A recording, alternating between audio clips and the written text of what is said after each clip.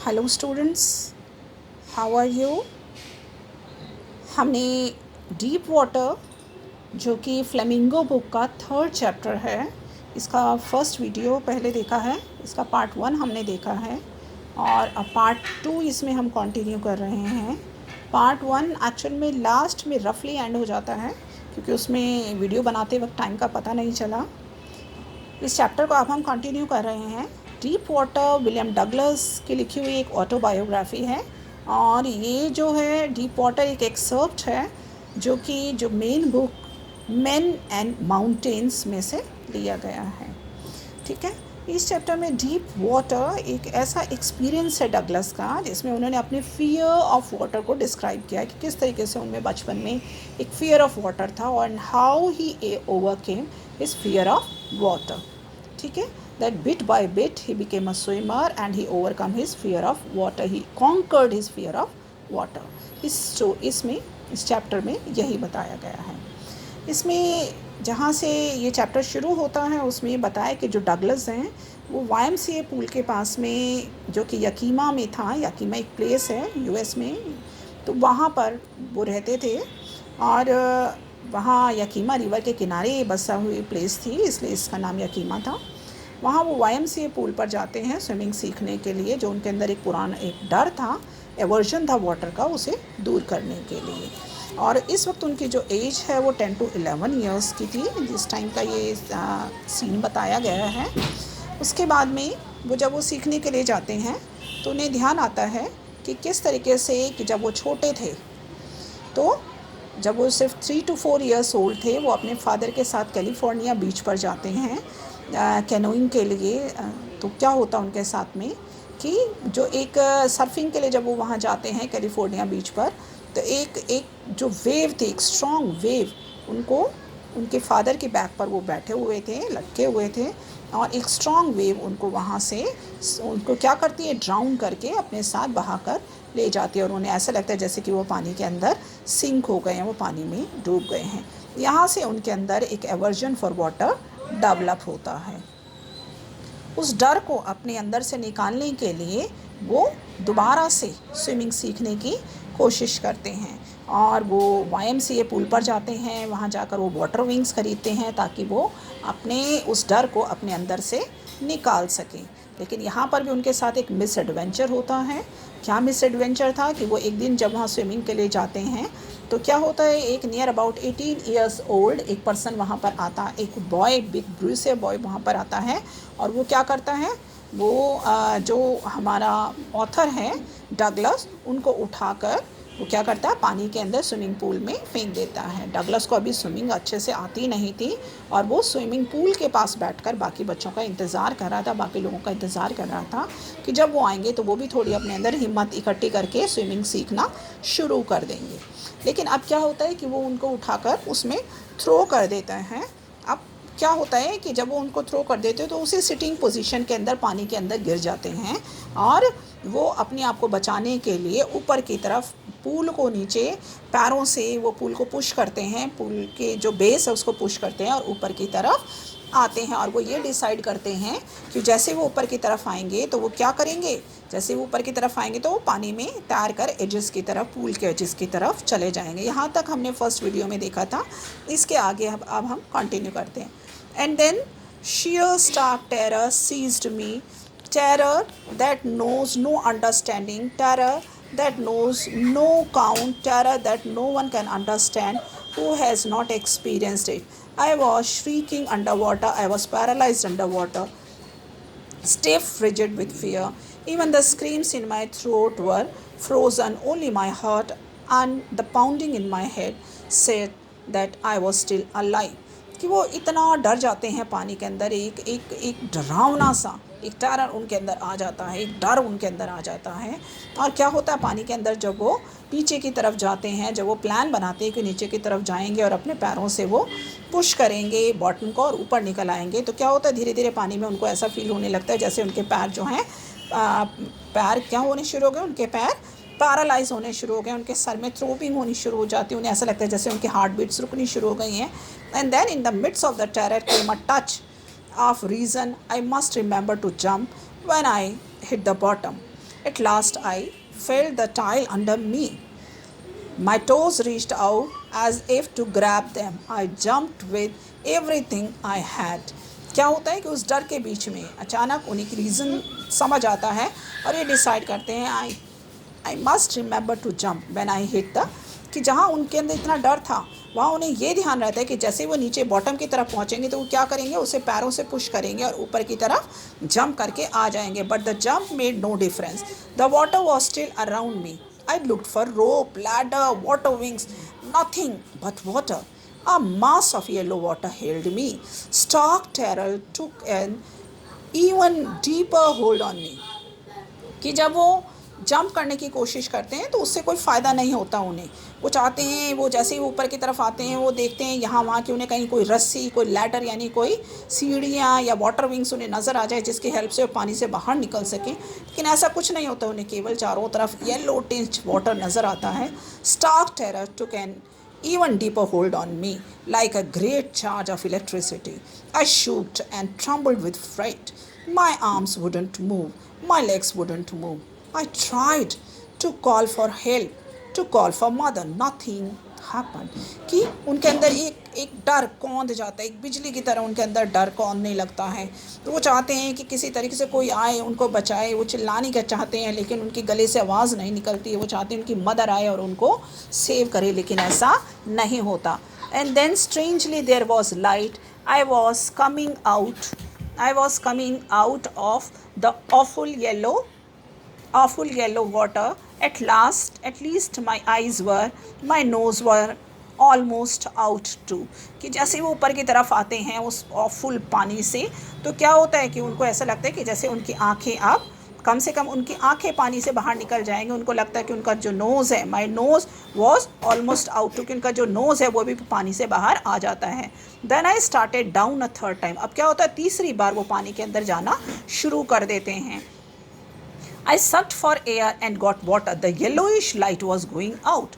कि वो पानी को अपनी इनहेल करना चाहते हैं, लेकिन क्या होता है कि पानी इनहेल करने की बजाय क्या होता है कि उनके मुंह के अंदर वो एयर इनहेल करना चाहते हैं, लेकिन एयर इनहेल करने की बजाय क्या होता है, उनके मुंह के अंदर पानी चला जाता है. और उन्हें ऐसा लगता है जैसे जैसे धीरे धीरे वो जो पीली रोशनी जो उन्हें दिख रही है वो भी दिखना बंद होती जा रही है. Then all efforts ceased. I relaxed. Even my legs felt lump and a blackness swept over my brain. क्या होता है कि उनके सारे एफर्ट्स उन्हें लगता है कि बेकार हो गए. उनको चारों तरफ काला धुंधलापन दिखाई देना शुरू होता है. उन्हें ऐसा लगता है जैसे उनका ब्रेन काम नहीं कर रहा. It swept out fear. It wiped out terror. There was no more panic. It was quite wiped out terror. There was no more panic. I was quiet and peaceful. Nothing to be afraid of. This is nice to be drowsy, to go to sleep. No need to jump. Too tired to jump. To go to sleep. No need to jump. Too tired to jump. It's nice to be carried gently, to float along in space. Tender arms around me. Tender arms like mothers. Now I must go to sleep. धीरे धीरे उन्हें drowsy feel होना शुरू हो जाता है और उन्हें लगता है कि वो धीरे धीरे जैसे उन्हें नींद आ रही है, वो सोते जा रहे हैं. जैसे एक वो शांत उनके अंदर, उनको मन में ऐसा फील होता है जैसे चारों तरफ शांति छा गई है और उन्हें लगता है कि अब उन्हें नींद आ रही है. और उन्हें ऐसा लगता है जैसे अपनी माँ की नर्म बाहों में लेट गए हैं और उन्हें अब नींद आ रही है. I cross to oblivion and the curtain of life felt. क्या होता है कि धीरे धीरे वो क्या होता है, उन्हें ऐसा लगता है जैसे वो सब कुछ भूलते जा रहे हैं. उन्हें ऐसा लगता है जैसे उनकी ज़िंदगी का जो कर्टन है वो फेल हो रहा है, जैसे उनकी लाइफ यहाँ ख़त्म होती जा रही है. The next I remember I was lying on my stomach beside the pool vomiting. कि नेक्स्ट उन्हें कैसा लगता है, उन्हें एक याद आता है कि उसके बाद क्या हुआ उनके साथ में, कि वो उनके साथ क्या हुआ कि उन्हें याद आता है कि वो पूल के साइड पर स्टमक के से लेटे हुए हैं और वोमिट कर रहे हैं. The chap that threw me in was saying but I was only fooling. Someone said the kid nearly died but all right now let's carry him to the locker room. कोई कहता है कि ये लड़का मर ही जाता, लेकिन क्या होता है कि वो उसको उठाकर लॉकर रूम में ले जाते हैं. Several hours later I walked home. I was weak and trembling. कई घंटों बाद वो अपने घर जाते हैं डगलस और उन्हें बहुत कमज़ोर महसूस होता है और वो ट्रम्बल कर रहे थे, वो काँप रहे थे. I shook and cried. when I lay on my bed. I couldn't eat that night. For days, a haunting fear was in my heart. The slightest exertion upset me, making me wobbly in the knees and sick to my stomach. कि जैसे ही वो डर, वो सारा हादसा उन्हें याद आता था, तो जैसे वो डर से कांपना शुरू कर देते. I never went back to the pool. I feared water. I avoided it whenever I could. कि क्या होता, I never went back to pool, कि वो कभी उस पूल पर वापस नहीं जाते. वो डर उनके अंदर जैसे हमेशा के लिए बस जाता है. A few years later, when I came to know the water of the cascades, I wanted to get into them, and whenever I did, whether I was wading the Titan or pumping river or bathing in warm lake of the goat rocks, the terror that had seized me in the pool would come back. कि जब भी वो उन cascades में जाकर जाना चाहते हैं, या फिर वो स्विमिंग के लिए जाना चाहते हैं, या बेदिंग करना चाहते हैं बम्पिंग रिवर में, तो क्या होता है, जो कि वार्म लेक में जाकर जब स्विमिंग करना चाहते हैं या नहाना चाहते हैं, तो वो पुराना डर उनके अंदर वापस आ जाता है. It would take possession of me completely. My legs would become paralyzed. Icy horror would grab my heart. और वो डर वापस मेरे दिल को घेर लेता था. This handicap stayed with me as the years rolled by. In canoes on main lake, fishing for landlocked salmon, bass fishing in New Hampshire, trout fishing on the Deschutes and Metolius, or origin fishing for salmon on the Columbia at Bumping Lake in the Cascade. Wherever I went, the haunting fear of the water following me. It ruined my fishing trips, deprived me of the joy of canoeing, boating and swimming. Douglas कहते हैं कि जहाँ पर भी जाते थे, चाहे वो स्विमिंग के लिए जाते थे, या वो फिशिंग के ट्रिप्स पर जाते थे, या बोटिंग के लिए जाते थे, वो पुराना डर उनका पीछा नहीं छोड़ता था. I used every way I knew to overcome this fear. कि वो हर तरीका आजमाते हैं उस फियर से बचने के लिए. लेकिन क्या होता उनके साथ में, but held me firmly in its grips. Finally, one October, I decided to get an instructor and learn to swim. I went to a pool and practiced 5 days a week and an hour each day. कि उन्होंने finally एक instructor को higher किया ताकि वो swimming सीख सकें, और वो वीक में 5 दिन और डेली 1 आवर वो उस इंस्ट्रक्टर से स्विमिंग सीखते थे. The instructor put a belt around me. A rope attached to the belt went through a pulley that ran on an overhead cable. He held on to the end of the rope, and we went back and forth across the pool, hour after hour, day after day, week after week. On each trip across the pool, a bit of the panic seized me. कि वो हर हफ्ते और धीरे धीरे वो रोज़ जाकर सीखना शुरू कर दिया उन्होंने स्विमिंग, और धीरे धीरे बिट बाय बिट उनका जो डर था, जो पानी के लिए जो उनका वर्जन था, वो दूर होना शुरू हो जाता है. Each time the instructor relaxed him hold on the rope and he went under some of the old terror return on the return. Some of the old terror returned and my legs froze. It was 3 months before the begin to slack. Then he taught me to put my face under water and exhale, and to raise my nose and inhale. कि धीरे धीरे जो instructor था उसे सिखाते किस तरीके से वो पानी के अंदर फेस को ले जाकर एक्सेल कर सकते हैं. एक्सेल करना होता है सांस को बाहर छोड़ना, और इनहेल होता है सांस को अंदर ले जाना. और धीरे धीरे वो इस चीज़ों को सिखाना शुरू कर देता है इंस्ट्रक्टर उनको. And bit by bit I shed part of the panic that seized me when my head went under water. Next, he held me at the side of the pool and had kicked with my legs. For weeks, I did just that. At first, my legs refused to work, but they gradually relaxed, and finally, I could command them. कि धीरे धीरे उन्होंने पैरों से पानी को kick करके आगे की तरफ बढ़ना, और पानी में उनके जो पैर थे अब धीरे धीरे रिलैक्स होना शुरू हो जाते हैं, यानी पैरों को धीरे धीरे स्विमिंग सीखने की आदत होनी शुरू हो जाती है. 10 piece by piece he build a swimmer. और इस तरीके से धीरे धीरे डगलस जो है क्या बनता चले जाते हैं, धीरे धीरे वो एक स्विमर बनते चले जाते हैं. And when he had perfected each piece, he put them together into an integrated whole.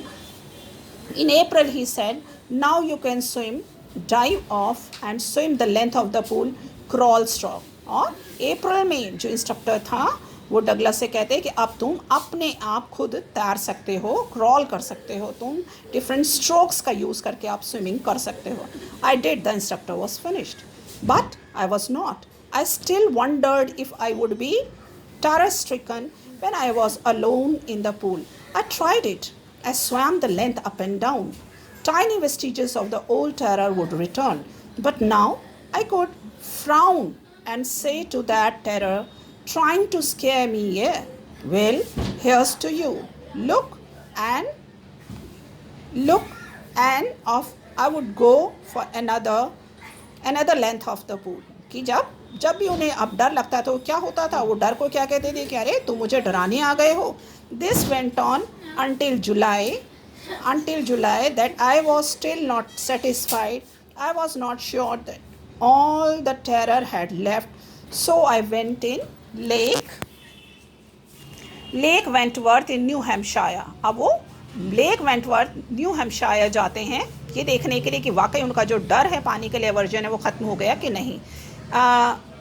Dived off a dock at Triggs Island and swam 2 miles across the lake to Stamp Island. और वहाँ से वो जब वो jump करते हैं new Hampshire से, जब वो डॉक से जंप करते हैं पानी में ट्रिग आइलैंड से, तो क्या होता है, वो 2 मील अपने आप पानी के अंदर तैर कर जाते हैं. The lake to stamp island तक वो जाते हैं तैर कर. I swam the crawl, breaststroke, side strokes and back strokes. क्यों हर तरह के स्ट्रोक्स को यूज़ करके स्विमिंग करते हैं. Only once did the terror return. लेकिन एक बार क्या होता है, एक बार उनका टेरर जो था वो वापस आया था. When I was in the middle of the lake, जब वो लेक के बिल्कुल बीच में थे. I put my face under and saw nothing but bottomless water. जब मैंने पानी के अंदर अपने फेस को किया तो क्या दिखाई दिया उन्हें, केवल चारों तरफ बॉटमलेस पानी दिखाई जिसका कोई अंत नहीं है अंदर. The old sensation returned to miniature. I laughed and said, well, Mr. Terror, what do you think you can do to me? If it fled and I swam on. कि लेकिन जैसे उनका जो डर था उसके टाइनी वेस्टिजेस यानी उसके जो छोटा सा पोर्शन वापस उनके अंदर वापस आता है, तो क्या होता है, वो कहते हैं कि अरे डर, तुम मुझे वापस डराने के लिए आ गए हो. यानी well mister terror, what do you think you can do to me. यानी डगलस डर से कहते हैं कि मिस्टर टेरर, तुम क्या सोचते हो, क्या तुम मुझे डरा सकते हो. Yet I had residual doubts. At my first opportunity I hurried west, went up to the Titan to Congrad Meadows, up the Congrad Creek Trail to Mead Glacier, and camped in the high meadows by the side of the warm lake. The next morning I dived into the lake and swam across to the other shore and back, just as Doug Corcoran used to do. I shouted with joy, and Gilbert Peak returned the echo. I had conquered my fear of water. Finally, जब वो स्वयं करते हैं, वो swim करते हैं, तो क्या होता है, वो बहुत खुश होते हैं कि फाइनली उन्होंने अपने फियर को कॉन्कर कर लिया. और खुशी के मारे वो गिलबर्ट पीक के पास में ज़ोर से चिल्लाते हैं, खुशी से चिल्लाते हैं, और उनकी जो वॉइस है वो एको होते. एको होना माने किसी चीज़ से आवाज़ का टकरा कर वापस आ जाना.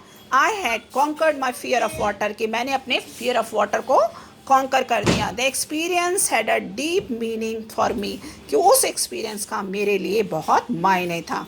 As only those who have known stark terror and conquered it can appreciate. In death there is peace, there is terror only in the fear of death. Douglas कहते हैं कि जब तक लोगों को किस चीज़ का डर होता है, मौत का डर, उससे ज़्यादा बड़ा कोई डर नहीं है. लेकिन एक बार जब डेथ आ जाती है तो फिर पीस आ जाता है. There is terror only in the fear of death. टेरर किस चीज़ का होता है, केवल डर का, मौत का डर होता है.